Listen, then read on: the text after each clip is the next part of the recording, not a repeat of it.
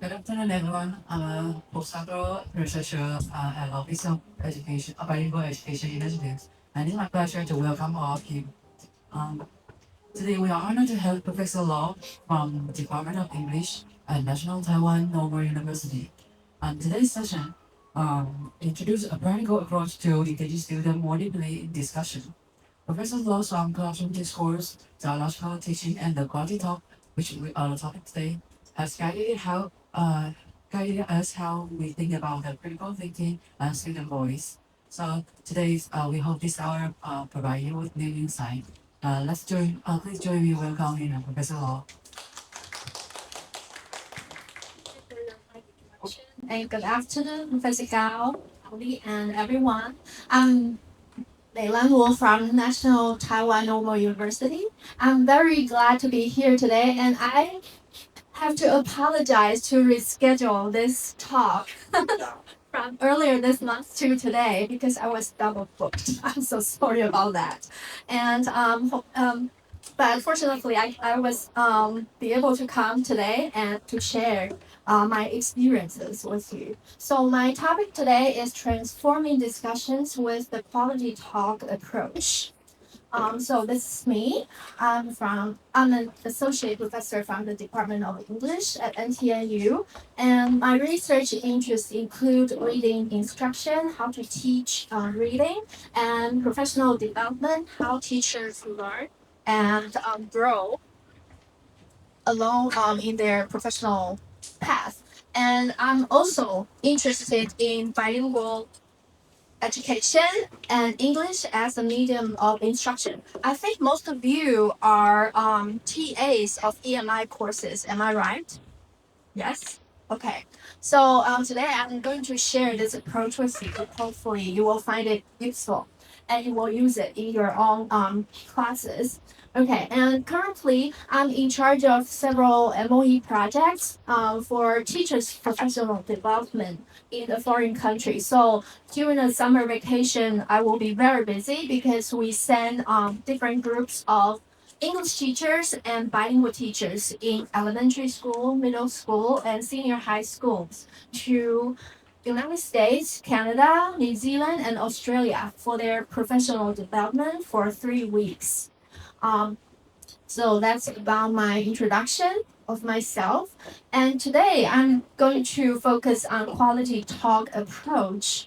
So I'm going to share the why we use quality talk and the what is quality talk and how do we do quality talk. Okay, and before that, I want to give some acknowledgement to Professor Karen Murphy and her team for generously sharing this material on quality talk, that's QT, with NTNU. The following slides related to the quality talk approach are adapted from the original slides created by Professor Murphy and her team. Okay, so why do we do quality talk? So while you are eating your lunch, please think about this question and maybe you can generate maybe one, okay? So what are the most important skills in the 21st century? Can you share at least one idea with your neighbor? What do you think? Oh, AI learnings. Yes, that's pretty hot today, right? And what do you think?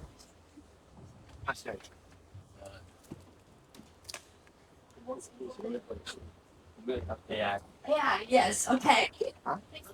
Critical thinking. Critical thinking, yeah. Okay, I think we have a lot of good answers, all right? So that based on this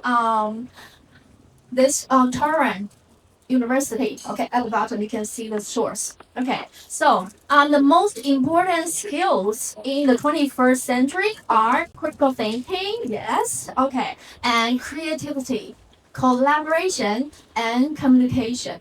Okay, so from 3 R's to 4 C's. Okay, so the 4 C's are the key. All right, so because we used to focus on reading, writing, and arithmetic. Okay, so that's math, all right? So, but now we focus on 4C, okay? And also from the this professor, he was sharing that nowadays our college students, they kind of lack the critical thinking ability and their discourse abilities. And also, this teacher think that we need to, let's take a look at the blue lines. Okay, so the first one, Taiwanese students are not accustomed to asking questions, speaking, and discussing. And the second one, we can take a look. And what the students need is critical thinking and the ability to integrate knowledge across different disciplines. And the last one, educators must also educate themselves. Overemphasizing what the students should learn often leads to forgetting how teachers and students can think critically and grow together. So I think no matter you are a teacher or you are a TA or if you are a student, we all want to find the critical thinking ability and use it in our professional academic life. Okay. So, and based on Professor Murphy's research, they think that, and also Sosa and Tomlinson's research, and learning is as much social process as a cognitive one. So, when we learn, it's useless if we just read from the books. We need social means we have to have this interaction. Okay, so when you read, you also have to take an interactive approach to have interaction with the text and have interaction with your peers or your professors through discussion. And also, now several empirical studies have confirmed the positive effects of QT on students' reading comprehension, critical thinking, and critical analytic thinking, and critical analytical writing skills. So you can, if you are interested, there are a lot of research on this. And so, at NTNU, the university, we are neighbors, right? So since 2017, we have implemented this quality talk approach in our Chinese. Okay, so this is the freshman Chinese class, and this is the freshman English class. So no matter in Chinese class or in English class, we teach students to use this approach to discuss what they have read in books. Okay, so, and if you are interested, you can refer to the two books. So I contribute a chapter in this book too. All right, so if you are interested, you can check it out. Okay, so this one, incorporating quality talk into the EFL, College English Curriculum, listening to students' voices. So from then on, I started using quality talk approach in all of my lessons, so including the freshman English, and currently this semester I'm teaching introduction to teaching English as a foreign language. I also use this approach in class. And this is from the chapter in our book. So in my chapter in the book, so this student said, through the discussion with my classmates, I often hear many different opinions or gain the perspectives that I have never thought of. I have learned more through discussions. Through the process of discussion or generate questions, I not only gain a deeper understanding of the required reading, but I learn to think deeply to comprehend the content of the outside reading. So I think this is what we want, right? We want our students to read something and they can discuss it with their peers, and then they can have a deeper understanding and think critically. So that's about why I'm interested in doing quality talk. And now, what is quality talk? So, as I said, this is developed by Professor Murphy and her team. So, they have launched a totally new website to promote this quality talk. So, this is the definition from their website. So, quality talk, QT, is a student-focused, teacher-facilitated small group discussion approach designed to enhance students' critical, analytical thinking and reasoning about, around, and with text and content. So your professors all assign readings to their students, right? So students, they have to read something, and then if they can discuss it with this approach, I think they can gain more deeper understanding, and also they can develop their critical analytical thinking. Okay, and so QT is a small group discussion. We have been talking about that. So that encourages learners to use talk as a tool for thinking and interthinking. So interthinking means thinking together as the group. We think together through the talk. Talk means discussion. All right. So QT is a multifaceted approach that aims to improve students' high-level comprehension and critical analytical thinking about, around, and with text and content. So that's exactly the same from the website. Okay. And so this is Professor Murphy and her team. So this is Professor Murphy. All right. So and this is their team.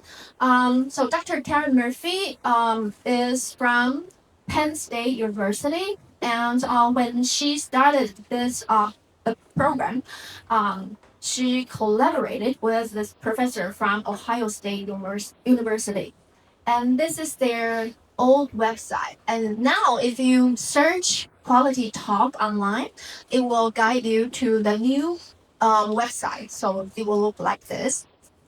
All right, and so the three stances of quality talk, so the theoretical underpinning of quality talk is that if we want to achieve critical analytic stance, if we want to develop students' critical thinking, when they read, they have to have this ability to know what is mentioned in the material. So that's the afferent stance. That means you have to gain the main point from the text.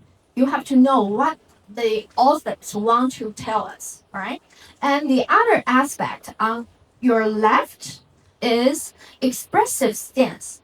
Expressive stance means that after reading something, you have to express your feelings. Do you like it or not like it, and why? And do you think it's useful or not, and why? You have to provide an argument. So you have to, first of all, know what it is all about, and you have to have effective feelings. Okay, you have to your emotions toward this text, all right, or the content.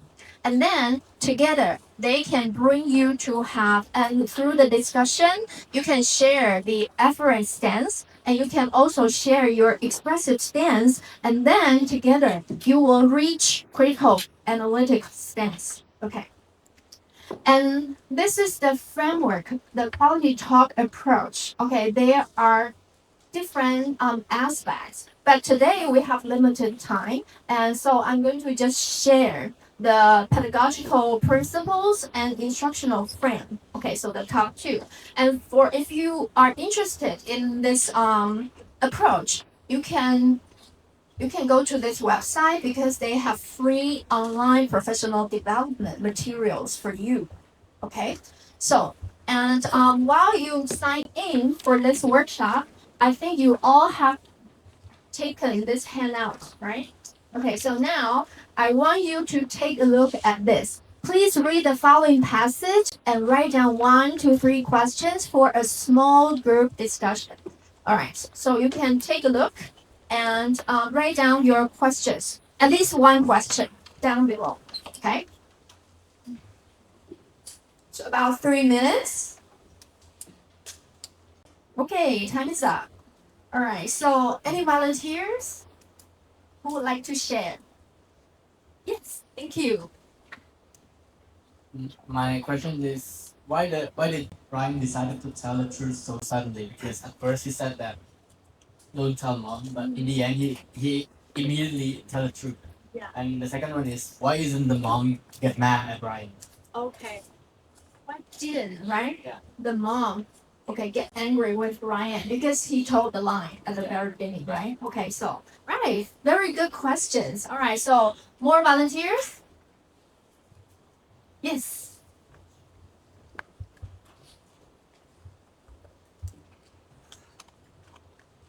I'm wondering why did Jonah leave the house instead of staying still and watching the movie as usual? Because he always did that, but he didn't do it this time. I'm wondering, is there anything that's affected and caught his eyes? Very interesting question. So from Jonah's perspective, right? So you're curious about why he didn't just watch TV and instead he just, go to the swimming pool and then fall into the swimming pool. Thank you for all of your questions. All right. So there's no right and wrong. Okay. So for those questions. All right. So, but we can take a look.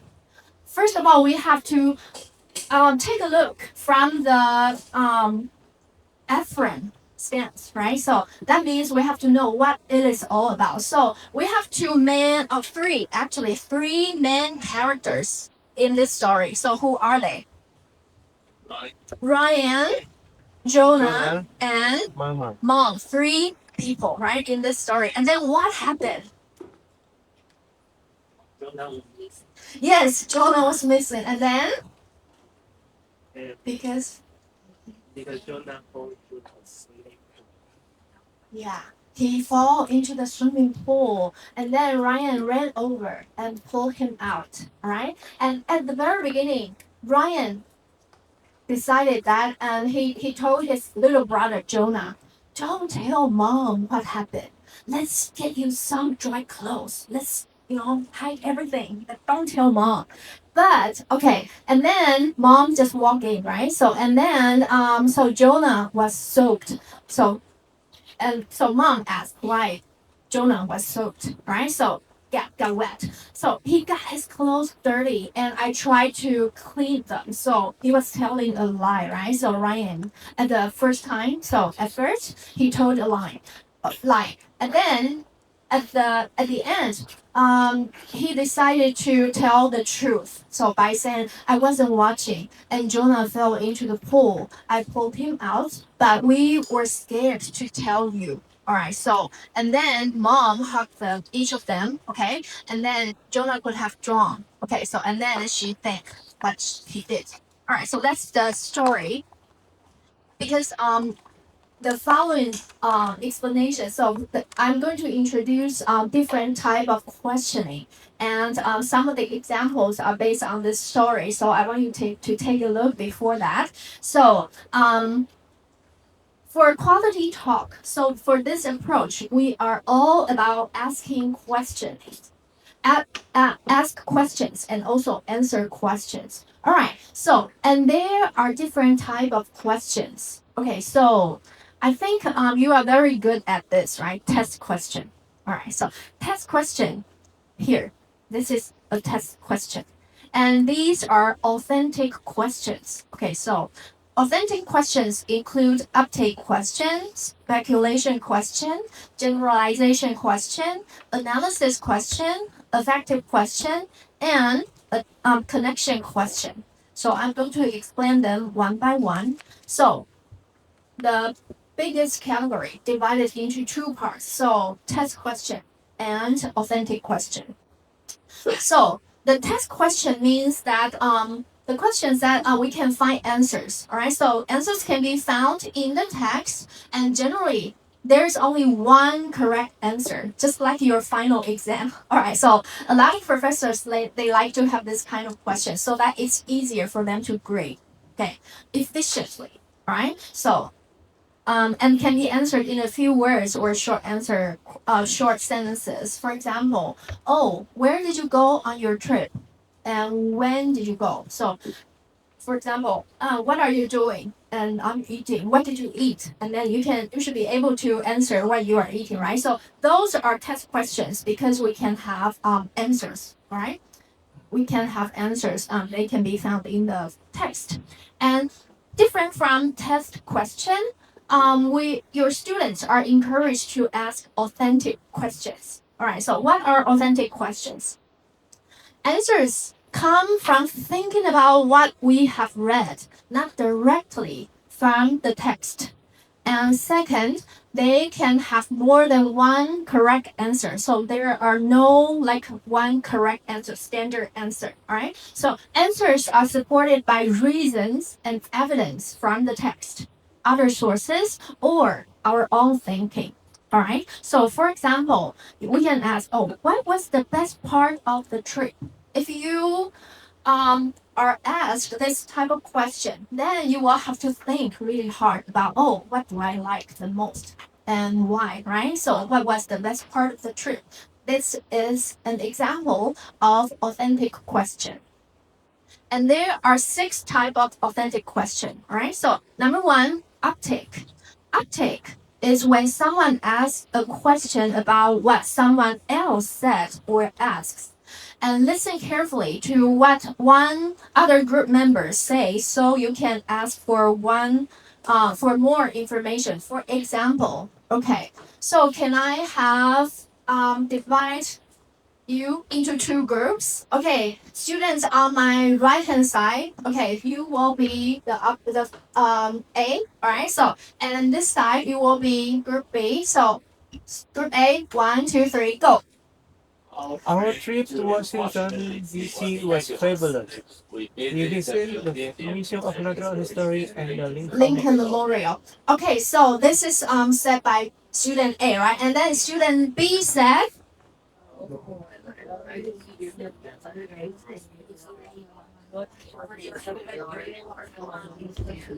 okay, so what B says is, what is your favorite part of the museum? This is an uptake question because for this one, this is during a discussion, all right? So A already said something, and then if you ask a question based on what this student just said, then it's considered an uptake question, okay?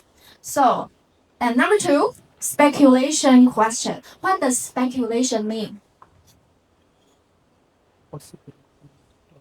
Yeah, you think, you guess, right? So speculation questions means that questions that require you to consider alternative, okay, the other possibilities. You may ask questions like, oh, what if? Or what might happen if? All right? So for example, if you want to make something for dinner, what would you cook? Apple pie, because salad, because okay, so this is a speculation question. If you use what if, what might happen if? Okay, what might, so I think we have examples from the Ryan and Jonah's story. So this one, the question asks, what if Ryan's mom scolded him immediately after he told the truth? Okay, so it's different from the story, right? So we use an alternative possibility. So this is what if, right? So this is speculation question. Okay, and then you can answer this accordingly. And the other example, do you think their mom will let Ryan babysit Jonah again in the future? Yes? You think yes? Yeah. Okay. All right. Yeah, this is also a speculation question, right? So you want to think, all right, so what if? Because this is not from the story. So you think about an alternative way. And number 3, so we have, what is number 1? Do you remember? The first type of authentic question, uptake. And number 2, speculation. Very good. And number 3 is generalization. Okay, so generalization questions are that require you to find the big idea. All right, so the main idea, the big idea, that means the theme, right? So putting different parts together and getting a general rule or theme. So you are looking for the theme, okay? Ask about the big idea, so generalization. So the useful sentence starters are, what do you make of? What happened? Make of means, what do you think of? All right, so they mean the same thing. So what do you make of what happened? What do you think of what happened? what is the big idea of the story? Okay, so based on the Ryan and Jonah story, if we want to ask for the main idea, we can say, what message is the author trying to tell us in this story? Okay, so you can use this question to ask students all the time, right? In this story or in this text or in this chapter.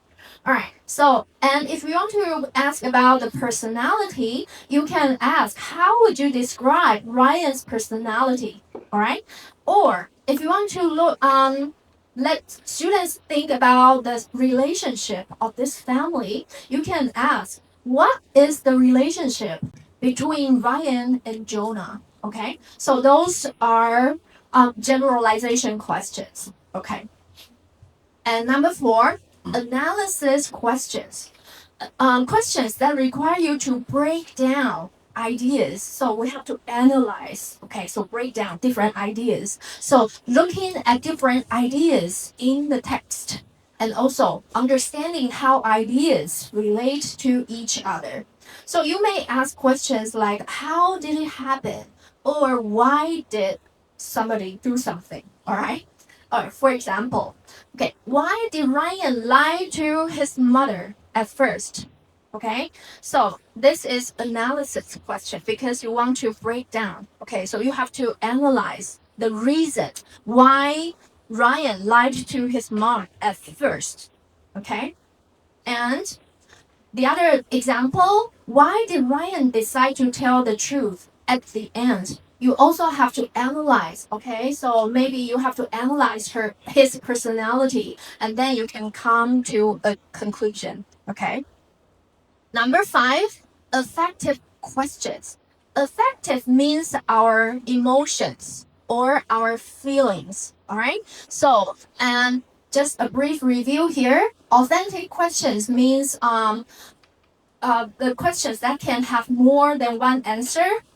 And test question versus test question. Test question can only have one answer, but authentic is more than one. Okay, so and authentic questions are open to debate and discuss. So no standard answer because students can have different answers. All right. So and answers to affective questions should be supported by reasons and evidence from your personal feelings and experiences.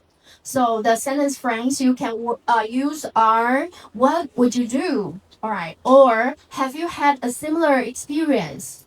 Or how would you feel if you were Ryan or Jonah or mom? Okay. Okay. So these are affective questions. You want to talk about the feelings and experiences. Okay. Now we will come to, so these are examples of affective questions. So if you were Ryan, how would you have felt when Jonah fell into the water? Okay, so how would you feel? What, if you were down below, if you were Ryan, what would you have done? What would you have done when Jonah fell into the water? Okay, so those are talking about emotions, experiences, feelings. So those are affective questions. And another example, have you ever experienced anything like Ryan did in Ryan and Jonah in this story? Okay, so similar experiences. Okay, so these are affective questions. This is our last questions for the authentic questions. Okay, so number 6, common connection questions. All right, so connection questions are authentic questions that make connections.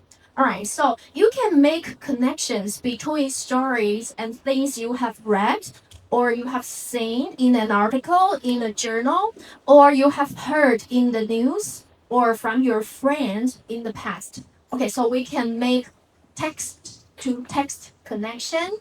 Text means what you have read. Okay, so text to the world and text to the self connection, different type of connections. And between the story and things that others in the group have experienced or shared with you. So you can make connections with many different things.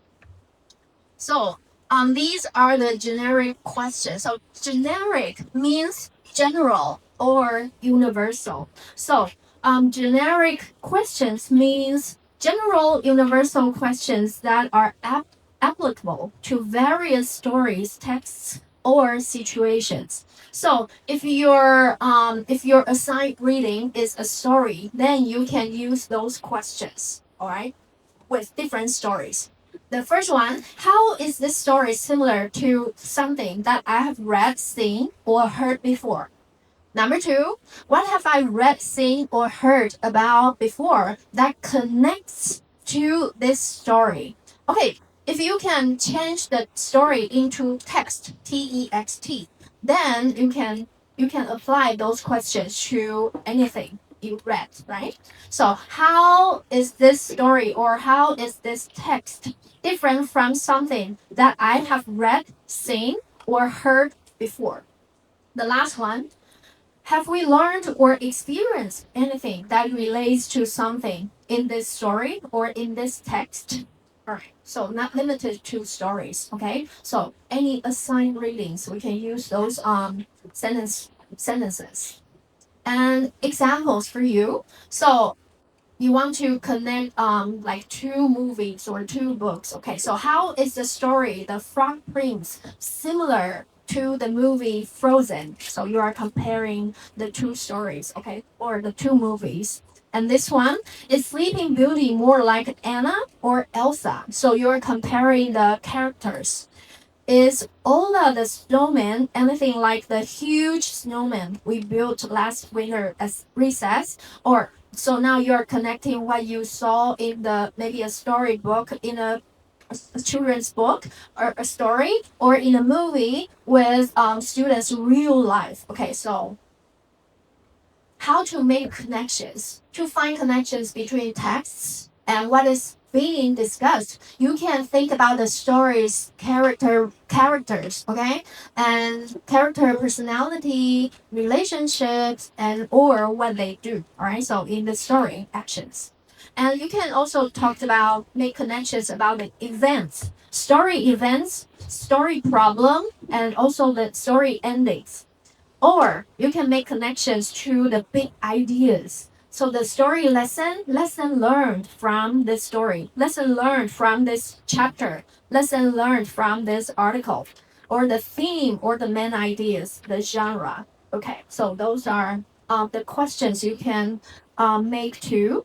And so, for example, how is the boy who cried wolf like the movie Pinocchio? That's characters, right? Make connections to different characters. And number two, how was the warning the shepherd boy gave, like the warning our principal gave for the fire drill? So you're making connections to different events, okay? And the last one, do you think Ryan might have thought about the lesson from the boy who cried wolf when he decided to tell his mom the truth? So now you are making connections to the big ideas or the lesson learned from the story. Okay, so just to have a quick review that I have shared in the first part, asking authentic questions. So what is the differences between text question and authentic question? Just question exactly. Yes, you have exactly standard answer. One answer you can find from the text. That's test, right? But for authentic questions, if I cover this, can you remember? But close your eyes. See if you can remember the 6 type of authentic questions. First one, uptake. Number 2, speculation. Number 3, generalization. Number 4, analysis. Okay, number 5, affective. You ask about the experiences or feelings, right? And the last one, connection question. All right, so you can make connections to characters, different events, or big ideas. Okay, so I hope you will use this approach to generate questions. Okay, so based on your assigned reading. Okay, so this is how you can divide the questions into different categories. Okay, we can skip that for now. And let's move on to argument. So because in a good discussion, first of all, we need to have good questions, right? So there is a saying said that garbage in, garbage out. So have good, authentic questions. That's the first step. And next, you will need to have good argumentation. All right.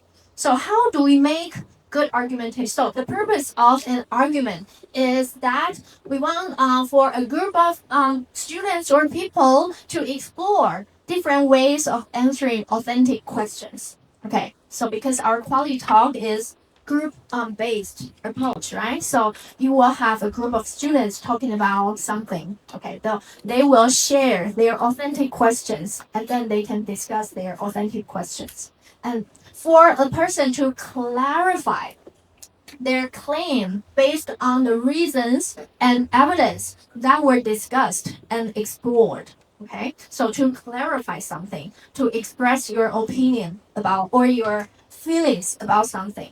So the components of a good argument are claim, reason, and evidence. Okay, they are equally important. And there are three types of evidence. So we have experience. You can use experts, what experts said to support as your evidence, okay? And also, you can use your logical thinking to provide a piece of evidence. Okay, now let me have a quick quiz for everyone. What makes a good argument? A good argument should have Claim, reason, and evidence. evidence. Very good. And there are three types of evidence. The first one is expertise or experience, and number two is experts, right? And number three, thinking, your logical thinking. Okay, so let's take a look at so for experience, you have to pay attention. You have to think, is it first hand or second hand? Okay, and for experts, is the person really an expert in this area? If you want to ask me about, how can I become a rich person? You will be asking about the wrong person because that's not my expertise, right? I teach English, right? But if you ask me about how to become a good English learner or a good bilingual learner, then I can share some of my experiences with you. All right, so and thinking, does this make sense? All right, so let's take a look. Kids should go to bed early because an early bedtime is good for their health. And that's the reason, right? So because, and now the third step, you have to provide a piece of evidence. So you will have to think, this book says kids who go to bed early have better grades. Do you think it's a convincing evidence? No, right? Because this is not bad evidence, but it is not connected to the reason.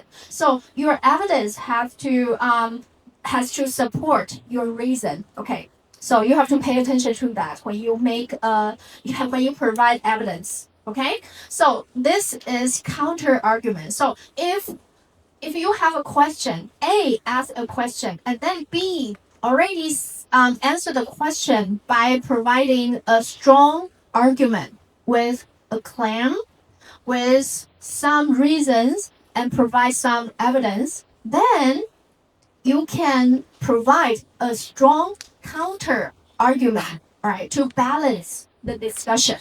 Okay, so A asks question, B answer, and then A or C or D in this group, you can provide a strong counter argument. Again, with a counter claim, and then provide some reasons and provide some evidence here. So let's try this. Think, pair, share. Okay, you will have to talk to your friends next to you. All right, is it okay to re-gift a present? Christmas is coming, right? If you receive a gift, okay, is it okay to give it to someone else? So, remember, now you will have to answer my question with, it's okay to re-gift a present because you have to provide a reason. And then you have to provide a piece of evidence. Okay, remember the 3 sources of evidence. Number 1, Experience. your experience. Number 2, expertise from maybe a professor said something like that. Or number 3, Logical thinking. your logical thinking. Yes. Okay, 3 sources of evidence. Now, please work with a partner. Okay, and you have like 2 minutes. Okay, to talk to share. All right, later on, I will invite some of you to share. I always think that. The girls who think it's okay to re-gift a present, raise your hand. It's okay. If you think it's okay. No right and wrong, okay? Just Is it your okay personal to re-gift opinion. a It's okay, present? alright? So, what about it's not okay? Okay. Thank you very much. Can someone from this category share your reason and your evidence with us? Yes. I think it is okay because if you give some gift to the other one, but the other one will not like this gift, so he will be using this gift to the other one who really needs it. So Yeah. we all 3 think it is okay. Yeah. And do you have some evidence? Me? Okay.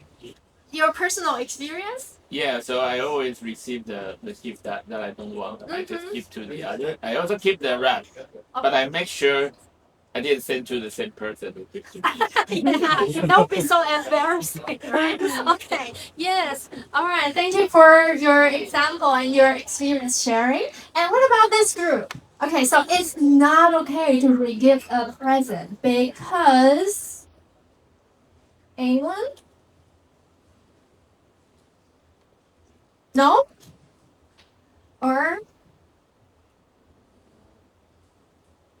you want to try? Yeah. Okay. He said that he make out a big one. Yeah, it's okay. Okay, since you volunteer him, you can help him. Okay, it's not okay. I think we think it's not okay because like at one point, if as long as the person that gives us in the first place doesn't know, that maybe it's okay, but if in the end he or she knew, then it would make the situation kind of awkward. Okay, do you have some evidence to support your plan? Yeah. Experience. Okay, personal experience, right? Yeah. Yeah, thank you so much. So, next time, please remember when you want to have a convincing argument, you need to have your claim. I think A or B. I think it's okay or not okay. And then the next, you said because, and then the best part is to provide some evidence. Okay? So, and remember, the evidence you can look for from the experts said, or your personal experience, or from your logical. Okay. So, all right. So I think this is it okay to re-gift a present? We can take a look at this. It's not okay to re-gift a present because the person who gave it to you might get upset, right? Exactly what you said.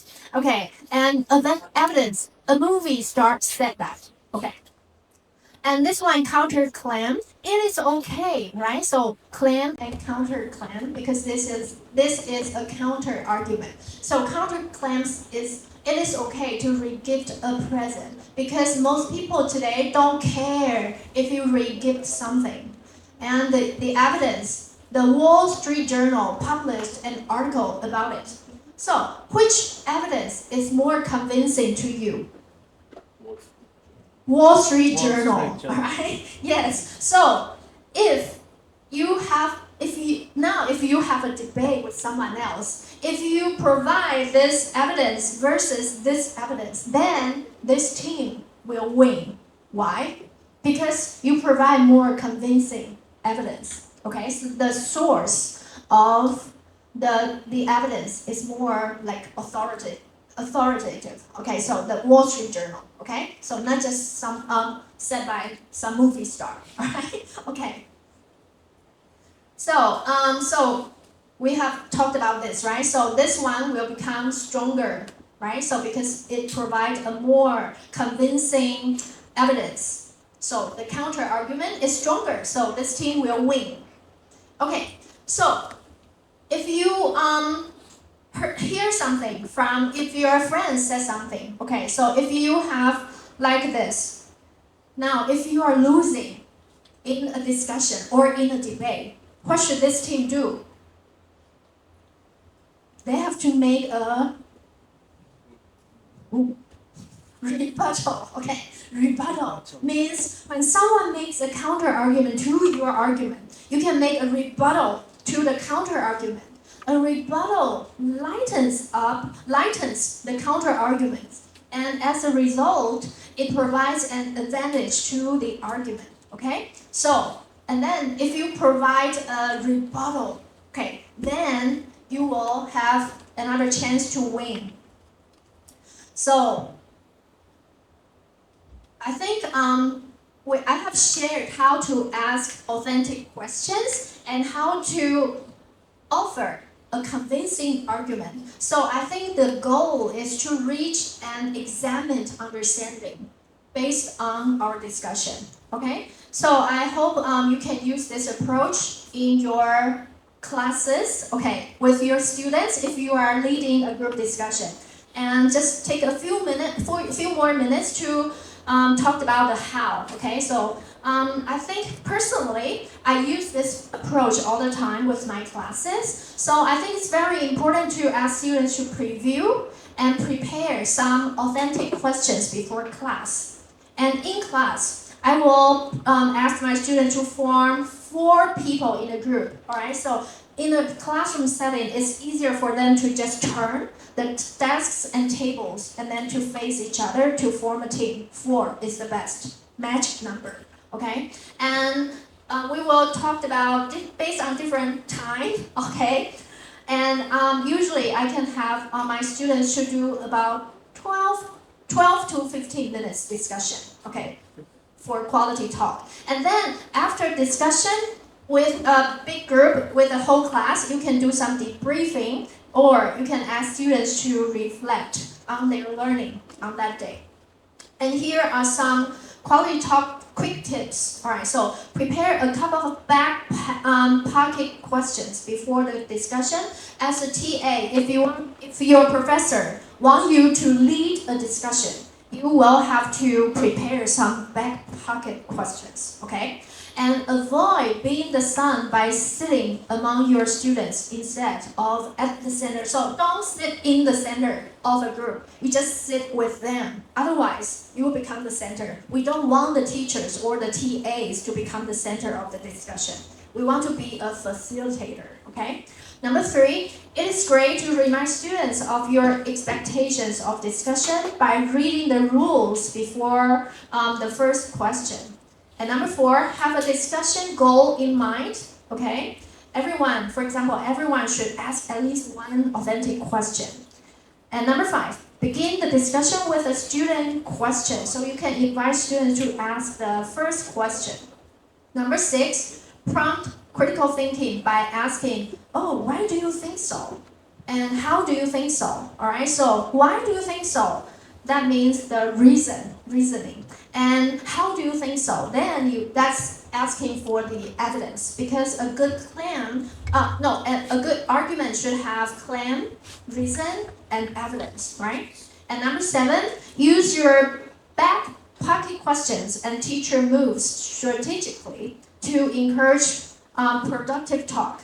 Number 8, close with a quick debrief about the talk and the content. And these are the discussion expectations. You can share this with your students. Okay, so these are available online, so I will just skip it. And resources. I provide a handout for you. So if you want to prepare your own authentic questions, you can refer to the sentence frames from here. And also, this is a reminder for you that if you want to answer someone's question, your argument should have a claim, some reasons, and some evidence. Okay. So if you want more resources, you can refer to the 2 books, Classroom Discussions in Education. So this is written by Professor Karen Murphy. And this book is published by NTAU. Okay. And free online professional development. If you are interested in learning more about this, you can sign up for this 5 lessons online. You can know more about the details. Okay.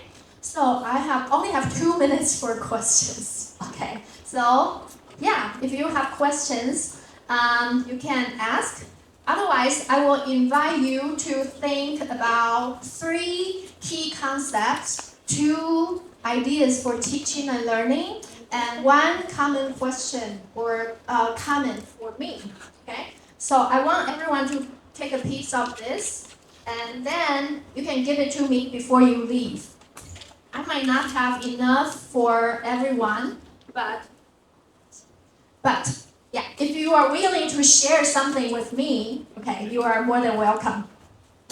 Just take a piece of the paper and write down 3 key concepts you have learned today and 2 ideas for teaching or learning, because you are TAs, right? So I think you can use this approach in your own learning, and also when you teach, you can also use some of the tips and 1 question or comment for me.